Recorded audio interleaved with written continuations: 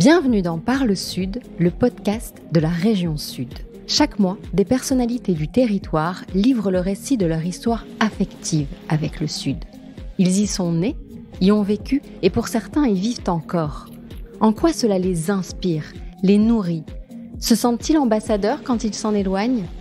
Dans quelle mesure leurs origines régionales les ont-elles aidés à réussir? Repenser le Sud à la lumière de leurs parcours inspirants, telle est la vocation de ce podcast. Ce mois-ci, rencontre avec Charles Olivon, joueur international français de rugby à 15, qui évolue au RCT, le rugby club toulonnais, et en équipe de France. De son sud natal, le sud-ouest, vous entendrez l'accent.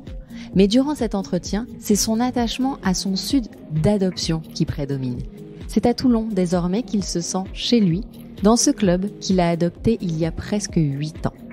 Et c'est ici qu'il se voit s'installer durablement. Rencontre avec un immense champion. Bonne écoute.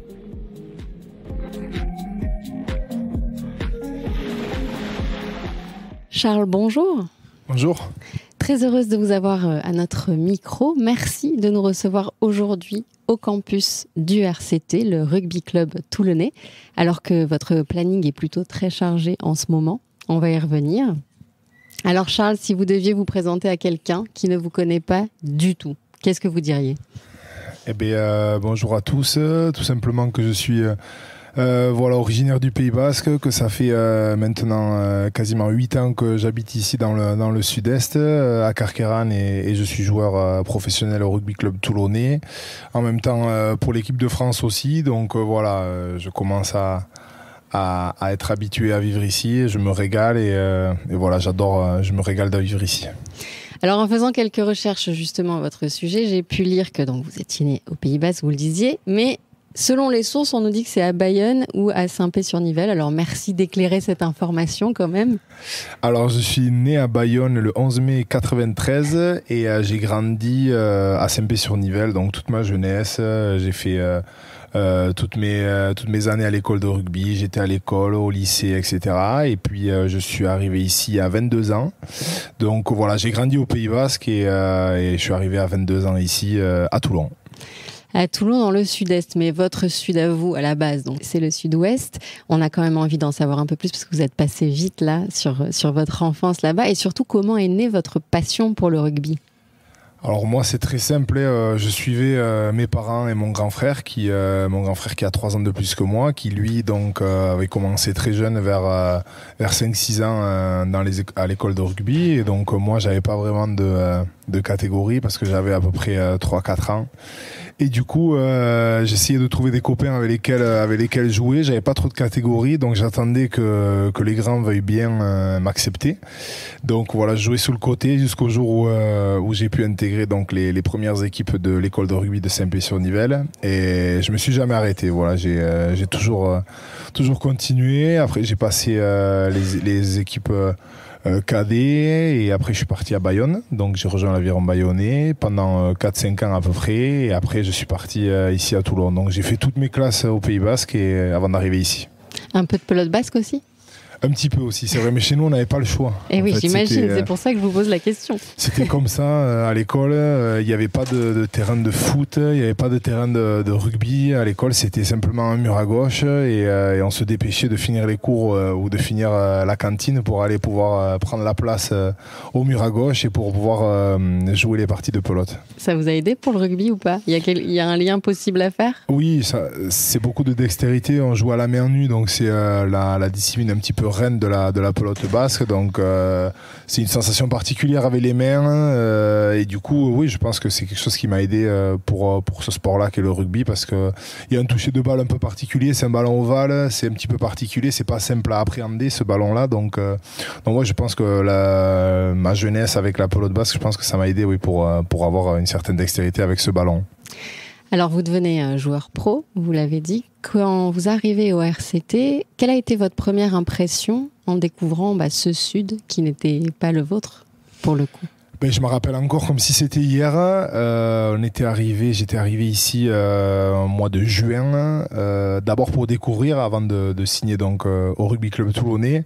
C'était une journée un petit peu particulière pour moi parce que je partais un petit peu de chez moi, donc j'avais un petit peu de stress. J'arrivais ici, je découvrais un petit peu. Je me rappelle une journée magnifique, ensoleillée.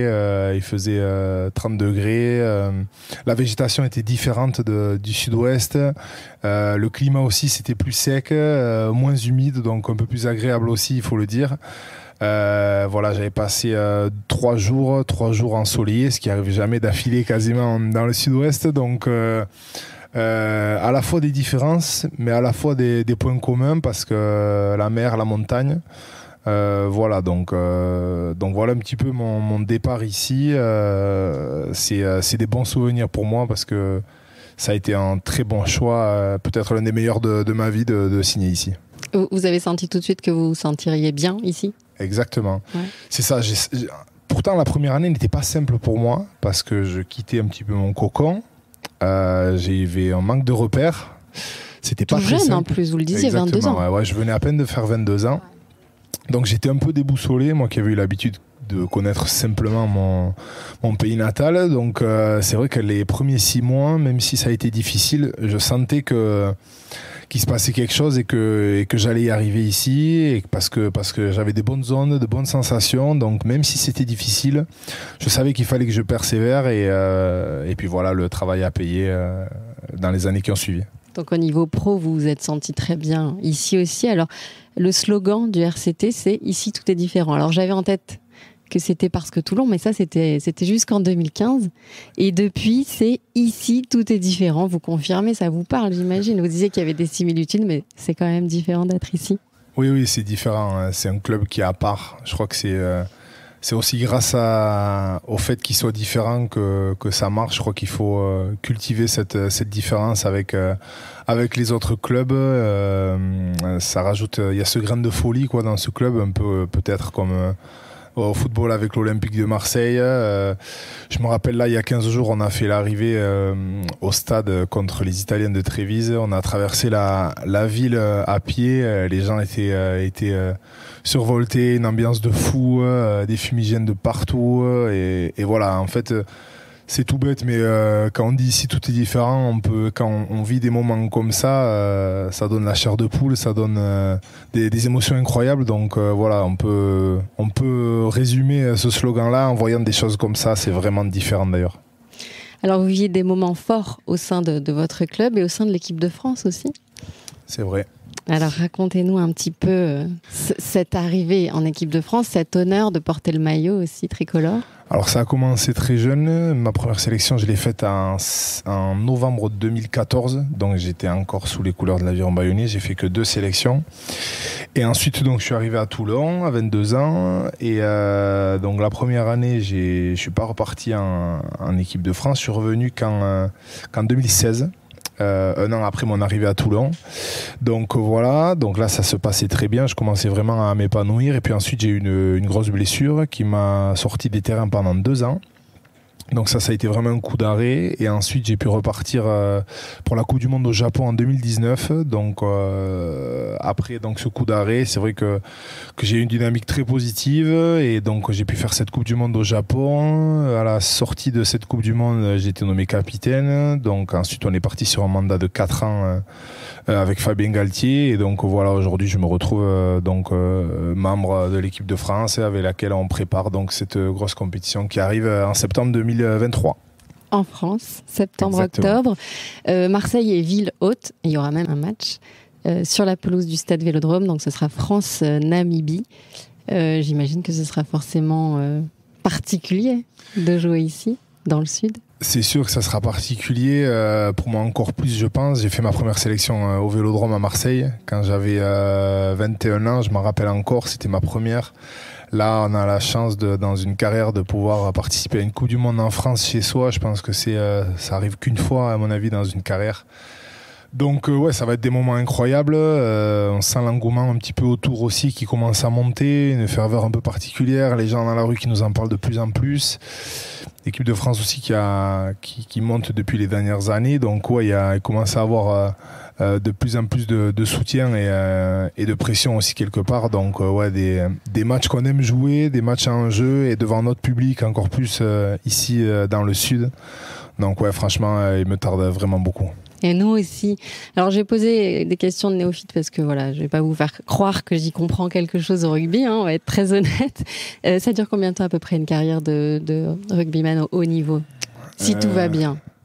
Si tout va bien, on va dire 15 ans, voilà, en moyenne. Si tout va bien, on va dire qu'on commence à peu près dans les équipes premières aux alentours de 19-20 ans et ça se termine aux alentours de 34-35 ans. Ça, c'est vraiment dans un cas confortable, avec une belle carrière assez longue, voilà, sans trop de pépins physiques, on va dire.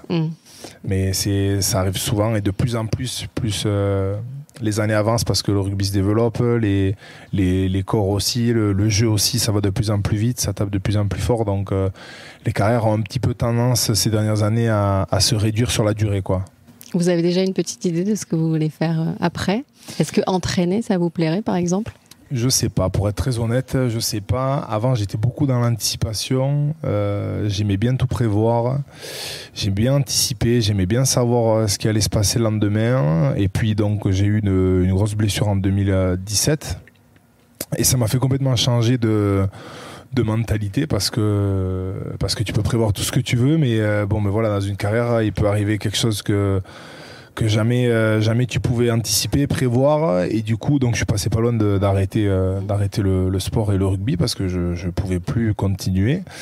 Et donc en fait ça m'a fait complètement changer. Je vis qu'au jour le jour, je veux plus me projeter, peut-être à tort, hein, mais je veux profiter de l'instant présent et aujourd'hui je me régale. On a cette Coupe du Monde là en septembre et le futur honnêtement on verra plus tard. Voilà, ça m'a fait changer sur ça et on va d'abord faire les choses les unes après les autres par étapes et le futur on verra plus tard. Bien sûr. Une journée type, ça ressemble à quoi de Charles Olivon? Alors ça ressemble 7h15, 7h30 réveil à peu près, donc de la maison, j'arrive ici au campus, petit déjeuner là. Ensuite j'aime bien me faire une séance un petit peu avant le début de la journée en salle de muscu, puis on passe en réunion à l'étage avec les coachs, donc pour préparer la journée. Ensuite, on redescend ici à couvert sur le terrain synthétique pour faire une sorte de clarté. C'est un petit peu on répète des gammes en marchant.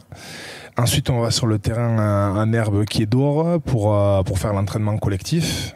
Et ensuite, sur les journées longues, on coupe, on mange donc à la cantine ici. On aime bien se faire un petit peu de soins dans les bains chauds, les bains froids juste à côté, ou alors passer avec les physios en kiné.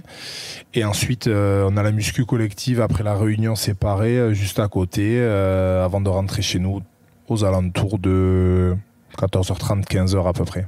D'accord. Et après, c'est un peu de repos.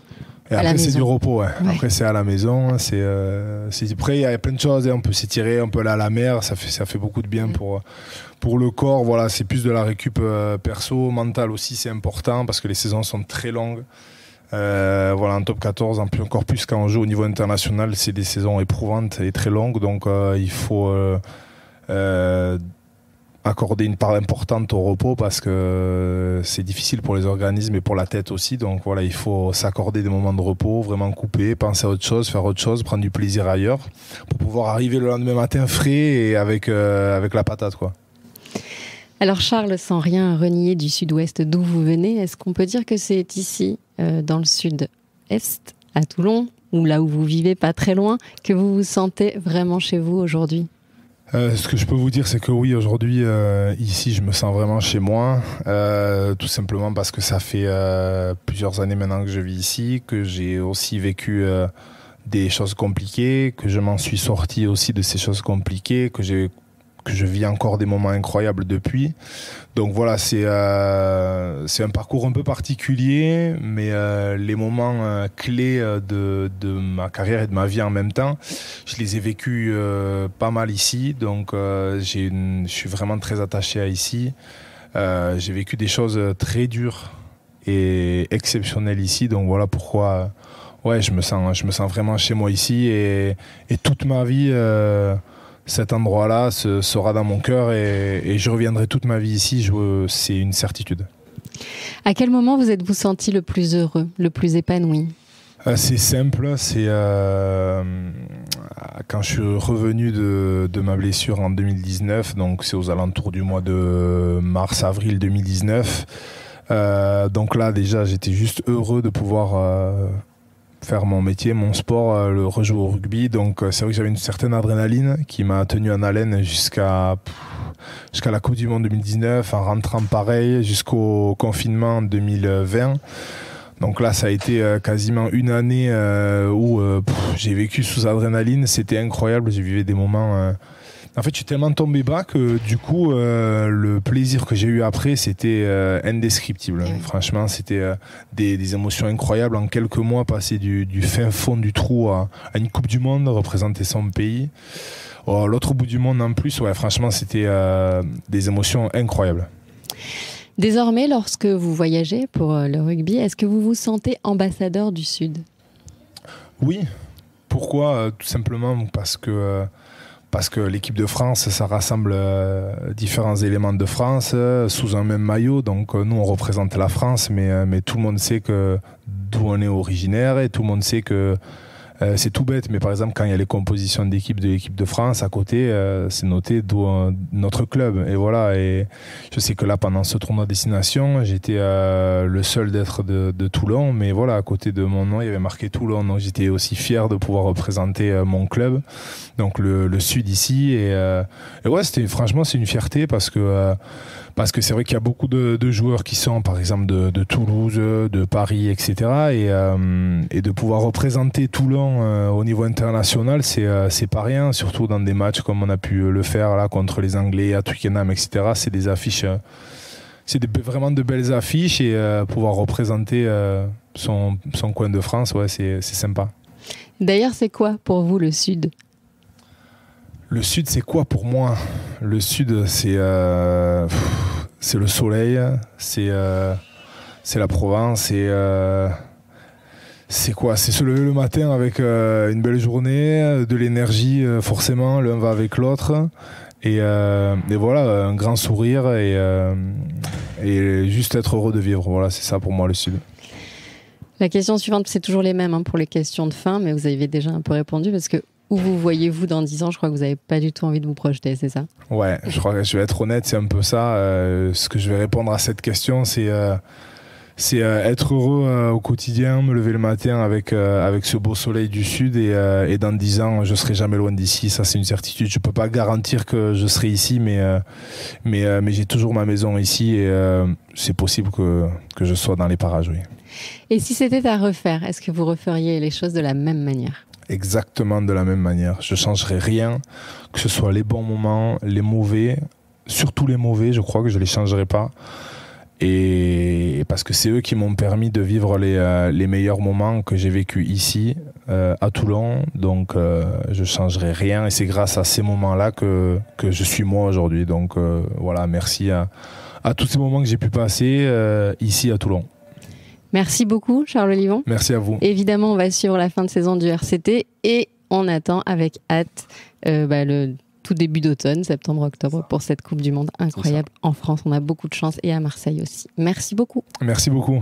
C'est la fin de cet épisode de Parle Sud. Nous espérons que vous avez passé un bon moment et que vous serez fidèles à ce rendez-vous. Parlez-en autour de vous, abonnez-vous pour être les premiers informés de la diffusion des prochains épisodes et n'hésitez pas à nous encourager en laissant des avis et des étoiles sur vos applications de podcast préférées. À très vite.